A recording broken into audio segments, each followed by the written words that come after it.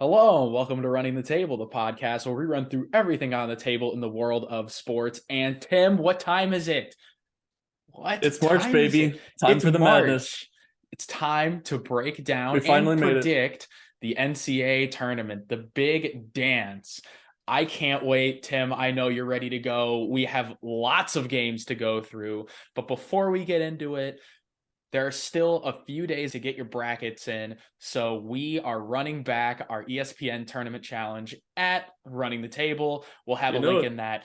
But Tim, without further ado, are you ready to go? Let's run it, baby. It's time. It is Been waiting time. far too long. Let's do it. The first game we have on the table is Alabama and the winner of Texas A&M-Corpus Christi and Southeast Missouri State. There's not much to say about this one. It's a 1 versus a 16. The one always wins. Alabama. Except for once, but this is not going to be the second time. But Bama's just playing too well. Yeah, absolutely. The 8-9 matchup between Maryland and West Virginia. This is a little bit trickier. This one could be fun. Yeah. Ken Pom loves Maryland, but that's inflated because of their home record, and we know how much I hate Maryland. I just like West Virginia a lot better, but Maryland's not going to win this one. I got the Mountaineers. Yeah, I think this one actually has a chance of being a pretty close game. I do think that I think so, because in March, both these teams are going to be giving it all, but I actually do give the edge to West Virginia here as well, just because all the things we've talked about Maryland before, I can't trust them. The 5-12 in this region in the South, San Diego State and Charleston. This is a popular upset pick, but San Diego State is trending upwards at the right time. They have one of the best defensive teams, and they have defensive guards that defend the three ball really well, which is what Charleston loves to do. It's a bad matchup for Charleston. I'll take the Aztecs. In terms of 5-12 matchups, this is actually not one that I'm actually big on in terms of upsets compared to a lot of people. I have the Aztecs here as well. I think their defense is just going to do too much for Charleston to be able to overcome here. In the 4-13, we have Virginia and Furman.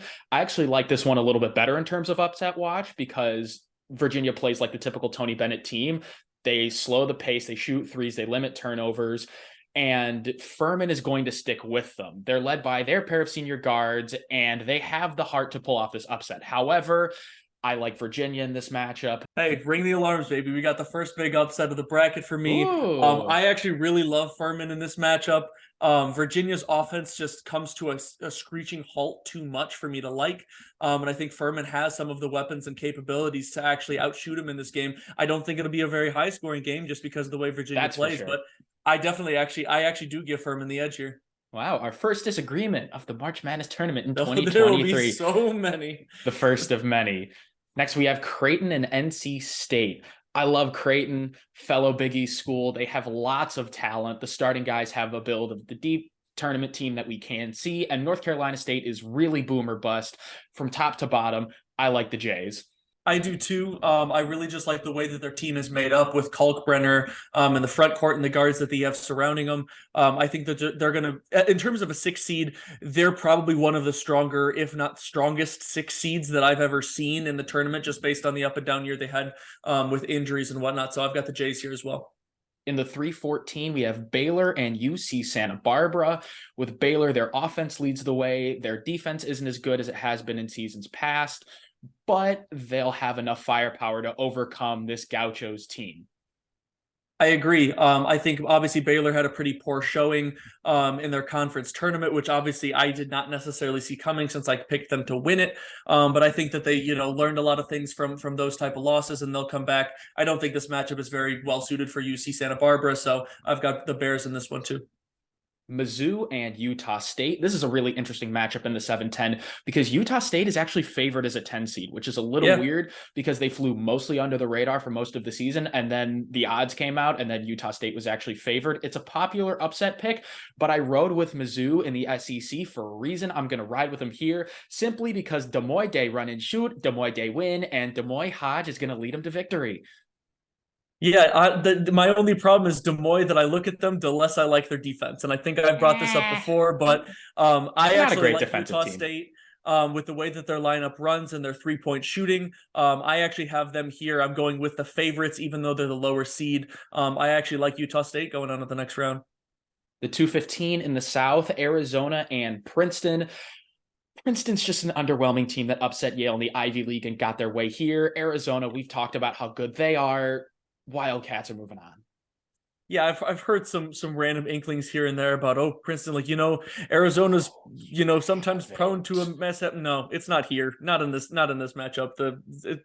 U of A's moving on. The next 116 we have is Houston and Northern Kentucky. As much as I love me some Norse, give me Houston.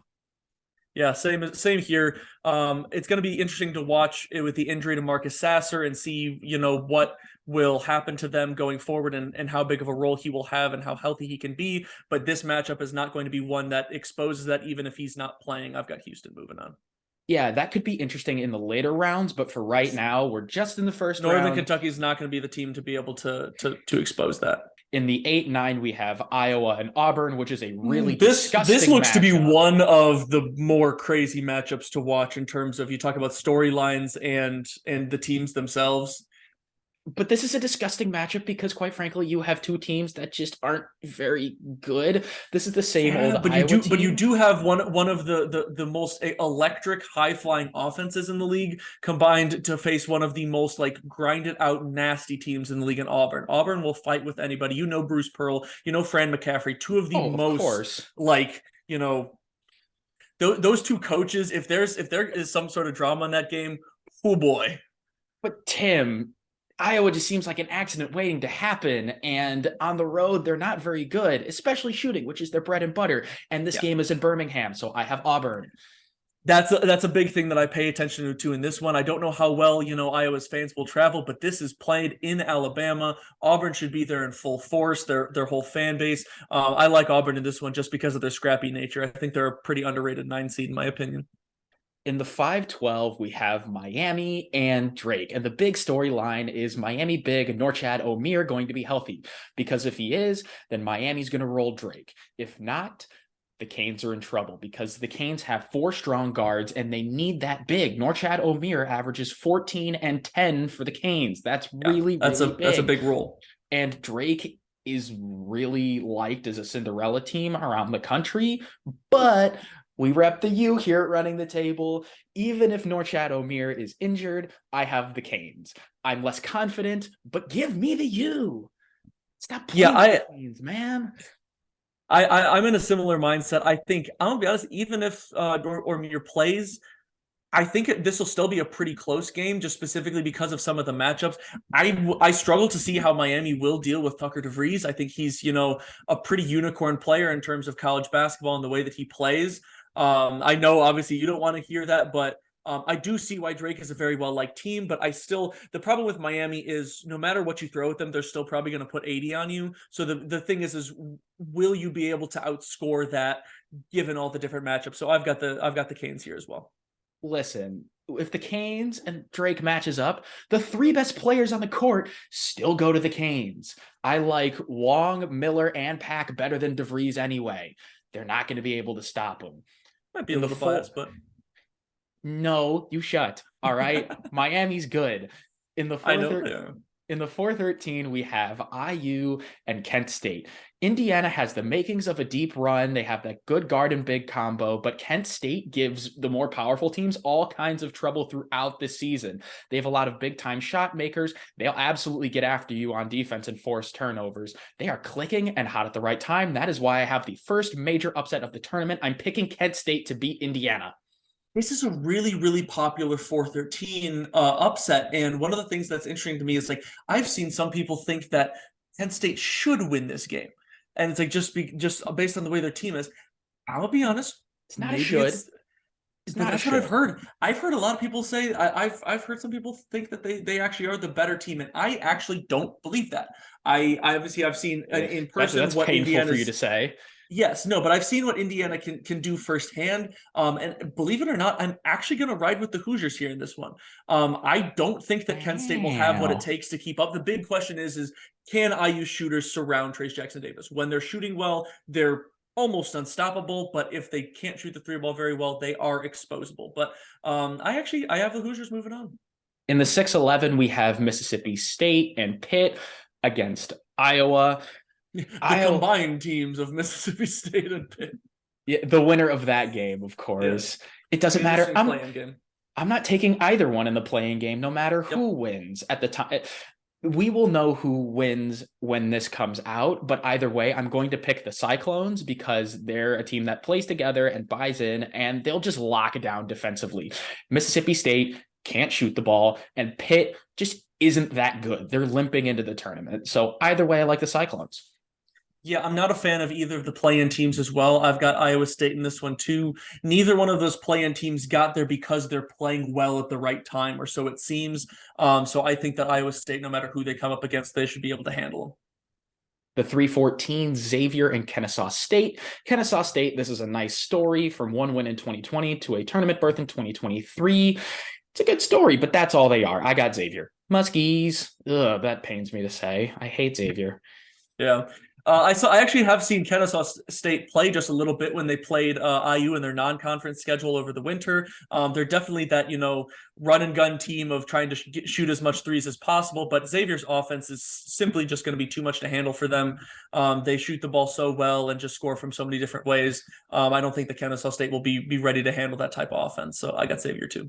In the 7-10, Texas A&M and Penn State. This is an interesting matchup because we have two conference tournament runner-ups. Texas A&M lost to Bama in the SEC, and Penn State lost to your Purdue Boilermakers in the Big Ten. Two teams that are absolutely on fire, that are locked in. It's going to be an absolute electric factory and a matchup that I'm going to watch, but I can't bet against Micah Shrewsbury with the way that Penn State has been playing. Anytime you got a Butler and Brad Stevens assistant, I got to roll with my guys. Jalen Pickett is just inevitable. Give me PSU. Yeah, the big thing that some of these last couple of games that I've seen through these conference tournaments has shown me, you can never, ever count Penn State out. They can shoot themselves back into literally any game with just a couple of stops, a couple of buckets, and they've got ways to score all over the floor. Their toughness and ability to, mess you up on defense just enough. I've got Penn State as well in this one. I think that they're going to be a team that can actually give some teams some serious trouble. And that's the thing about Penn State. They're not just physically tough, they're mentally tough. Absolutely. And they are so tough to prepare for, and the sky's the limit. In the 215 in that region, we have Texas and Colgate. Am I going to ride with Colgate? I wish I could for the third consecutive year, but I looked at Texas, and this team has grown up so fast. They went through so much adversity. They earned their stripes with the Big 12 tournament win. I can't pick against Texas. I really like this Longhorns team. You can't pick against Texas, but guess who can? I can, because I actually really like the way that Colgate is shooting the ball. What? I know Texas obviously came off just a fantastic performance in their conference tournament. Oh boy. But we know some crazy stuff is going to happen. And if there's anywhere that a 2-15 matchup is going to get thrown on its head, I think that Colgate has the chance and the shooting to do it, to catch Texas on an off night, coming off of that high of the conference tournament. Obviously it's a matchup that we've seen these 2-15s happen before when, you're coming off of such a good performance that you think that you should be able to just roll on to the next round. If Colgate gets hot, watch out. I can't remember the last time we had 3 consecutive 2-15 upsets, but who knows? This could be the year. I love Colgate, and I've thought about that one really, really hard. I know you have. That's why I pulled the trigger on it. We move on to the next region with Kansas and Howard. Kansas, next. Yeah, not too much to talk about there. It's the Jayhawks.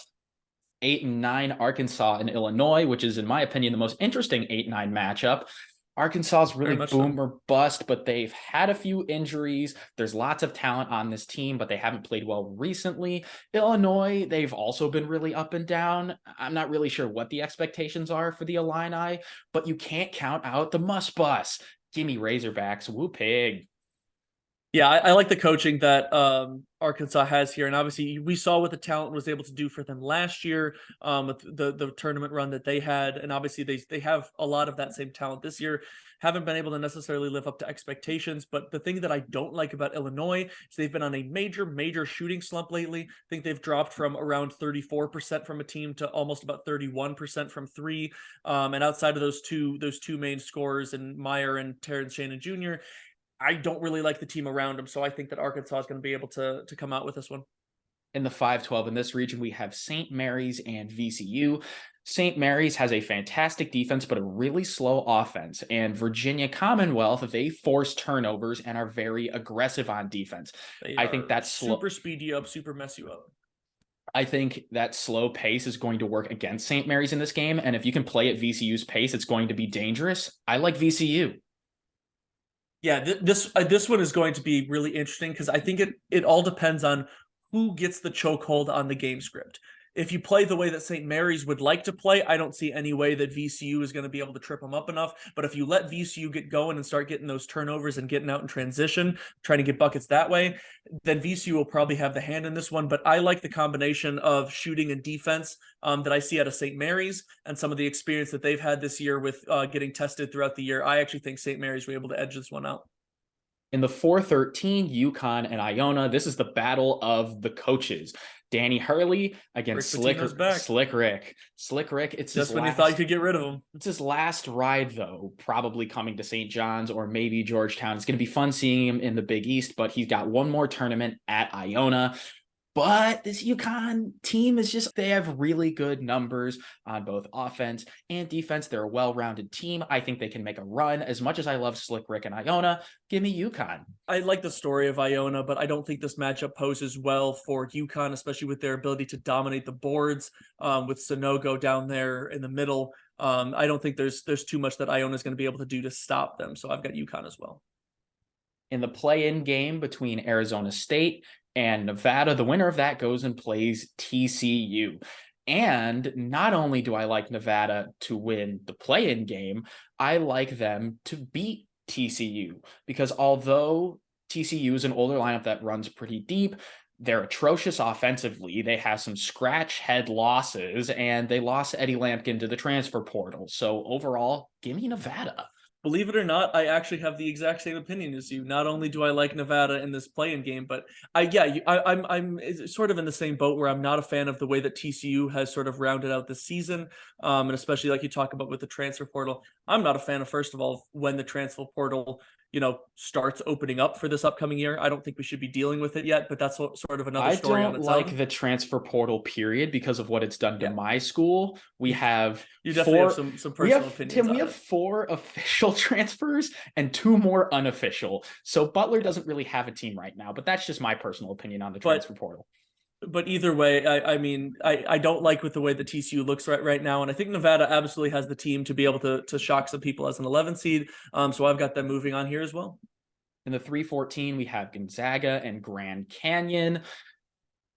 Is there really much to say here? Gonzaga is super tricky to figure out. Their offense has caught fire. Give me the Zags. Yeah, Gonzaga, I think they are a team that has probably one of the highest ceilings as a 3 seed in this tournament. And I think they have a real shot of doing some significant damage, but first round here, they're not going to have any issues. Yeah, as much as everybody hates it, Gonzaga, you ride the hot hand.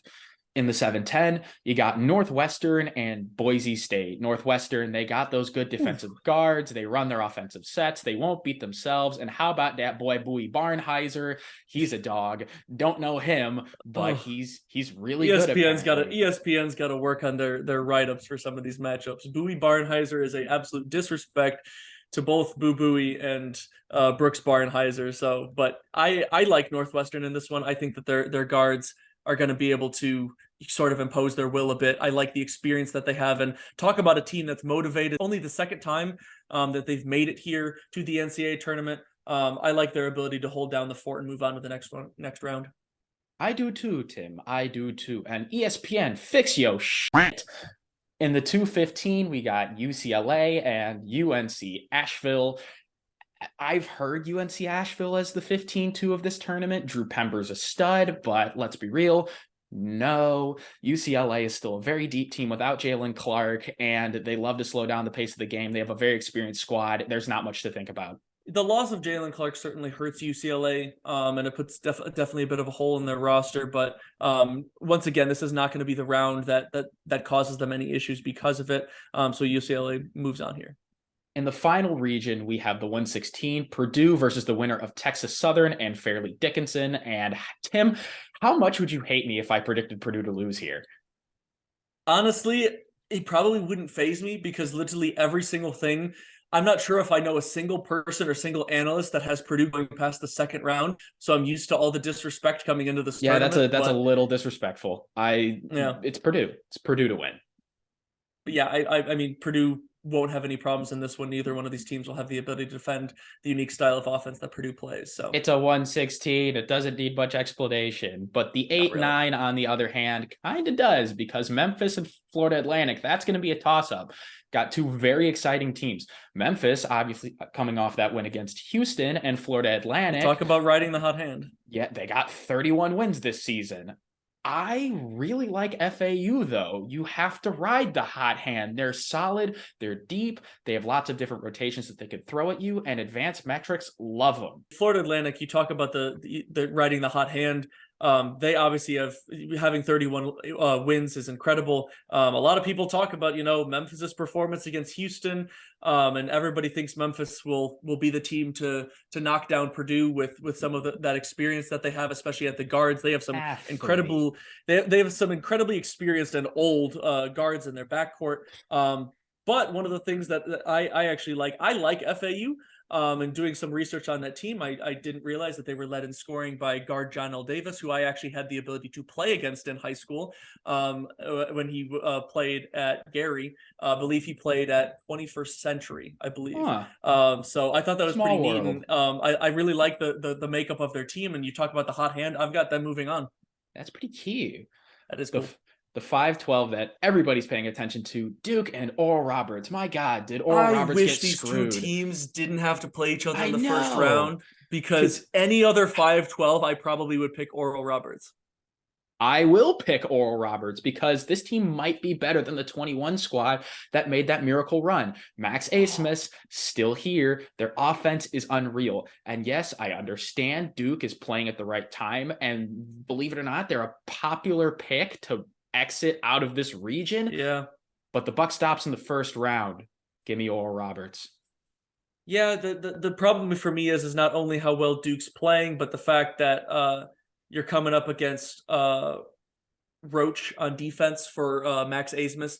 So I think that they're gonna make Oral Roberts' life pretty difficult. I don't expect it to be a blowout on either side, and either team could win this game. But the size, athleticism, and the way that Duke's playing right now, it just leads me to I kind of have to go with Duke moving on, as much as I don't want to. I didn't plan on having a perfect bracket anyway, so I can totally see Duke winning this game. None of us are going to get anywhere close. What are you talking about, Tim? My bracket's going to be perfect. Yeah. Next matchup we got is Tennessee and Louisiana. Tennessee's a team that has already peaked, but they'll be a tough matchup for any mid-major, and what do you know? The winners of the Fun Belt are just that. I mean, Louisiana could catch fire given the right matchup, but Tennessee's defense is going to be too smothering. It is not the right matchup. Give me the Vols. I agree. Tennessee's defense, and even with losing Zakai Ziegler, their defense is still so incredible. I think they have a chance of getting exposed later when their offense sputters against teams with, better defenses. But I've got Tennessee in this one. Yeah. Do I count on Tennessee to make a huge run? No. Do I count on them to win against Louisiana? Yes. In the 6-11 matchup, we have the Bryce Hopkins revenge game as Providence takes on Kentucky. Kentucky's pretty one-dimensional as a scorer. They really don't have that outside shooting. But if they can just get Antonio Reeves going, they can open up that second dimension and get really good. When Antonio Reeves scores a lot of points, Kentucky normally wins. Who would have thunk it that you have a good big and a good outside shooter and you win it's a great games? Combo. And Providence, they barely snuck into the tournament. They're trending downward as of right now. They've lost 4 of their last 5. Kentucky, just figure out the formula, please. Win the game. I got UK. Yeah, if John Calipari has a first round exit and extends the losing streak of not having a March Madness win since I believe it was 2019. I believe it was 2019. Not pretty. But I believe that they will be able to get past Providence in this one. Providence really need to try to get Bryce Hopkins back going again. And the other issue that I find is I don't like the way that Kentucky will probably be able to out-rebound them. So for a couple of those reasons, I got the Wildcats here. In the 3-14, we have Kansas State and Montana State. There's not much to say about here. Montana State representing the Big Sky. The Big Sky doesn't do anything in the tournament, and Kansas State has just done a damn tang with Jerome Tang in his first year. K-State moving on. Yeah, I really like K-State and just the way that they play the story of the guys that they have. I don't think Montana State will have much. If we talk about 14 threes, this is not one that I like in the upsetting favor. So I've got Kansas State here too. In the 7-10, we have Michigan State and USC. USC is they're a really big team, and their paint protectors, unfortunately for them, that is not what Michigan State does well. Michigan State shoots the three ball at a Michigan State is not going to try to attack you in the lane that much. Exactly, and they don't need to with the team that they have, which is why I have them winning. In terms of any 10 seed, I think for Michigan State to run up against, USC is probably the best one in terms of what fits them stylistically. I think Michigan State will just look to, run and gun the three ball as much as possible, let Tyson Walker do his work on the ball, and see if you can find Joey Hauser and get him hot too. So I like the Spartans in this one too, especially Tom Izzo knows what to do. He's been around this situation so often, and he lives for the tournament. So I think they'll be in the right mindset coming into this game. Got Spartans. March is Tom Izzo's month.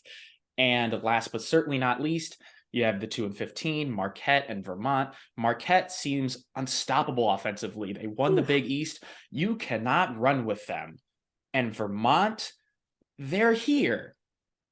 But Tim. I'm here. But hold on a minute. Oh no. This Vermont team. There's something about these guys. No, it's happening again, isn't it? There's something about these guys. No, please, not again. There's a 15-2 matchup. There's going to be an upset. And it's going to be this one. Vermont is going to come out.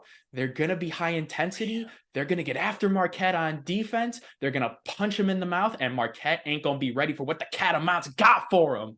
I got Vermont. Let's go. Wow.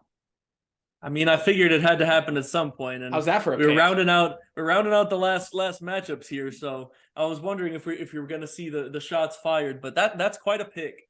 Just because obviously the way that Marquette's been playing. The big question, I think, we've seen Shaka Smart have so many great teams in the NCAA tournament, but the asterisk next to that is Shaka Smart plays fantastic as an underdog. He was an underdog coming into the season with Marquette. He was an underdog in the Big East tournament. Underdogs. They were not considered to be a lot of people's picks for the winner of the Big East tournament. Oh, in the Big East, Marquette was not the betting favorite at all. And that's what I'm saying. So they've been playing really well while being counted out a little bit. The question is how will they perform as the powerhouse? I still think they survive this game. But it will be interesting to see, how they survive going forward. I like the makeup of, the Tyler Kolek, Joplin, the other guys that they got out there. They've got quite a lot of scoring. I think they'll be able to handle this one. Well, Tim, we were in a similar situation. We've seen this before. I mean, if history repeats itself, oh boy, I got to reconsider some of my picks before I get lost in them again. But time is a flat circle, Tim. That's all I'm gonna say. And that's going to do it for our first round predictions in the NCAA tournament. We're going to be going round by round, giving you our picks for who is going to advance to the next round and eventually hoist the trophy in the NCAA tournament. But God, it feels so good to be predicting March Madness games again. This is unarguably the most fun time of the year. College basketball is an absolute electric factory, and we can't wait to bring you more content. Hey, I'm doing this on my spring break. I'm over here in Arizona. You know what it takes. Absolutely. You know what it do. The running the table grind don't stop, baby. And that's why we have so much other content for you. NFL news is ramping up, so we're going to be covering that as well. We have so much college basketball stuff. We did breakdowns of all of the major conferences and even some mid-majors, and we're going to have so much more coming for you in the future. But if you want more from us, like and subscribe. And until next time, we out. We sleep in May. Again? Really? Again? Vermont? Yes. Vermont. Yes. Vermont. Vermont. Say it loud and say it proud. Go Catamounts! So we're booking it. We're booking it.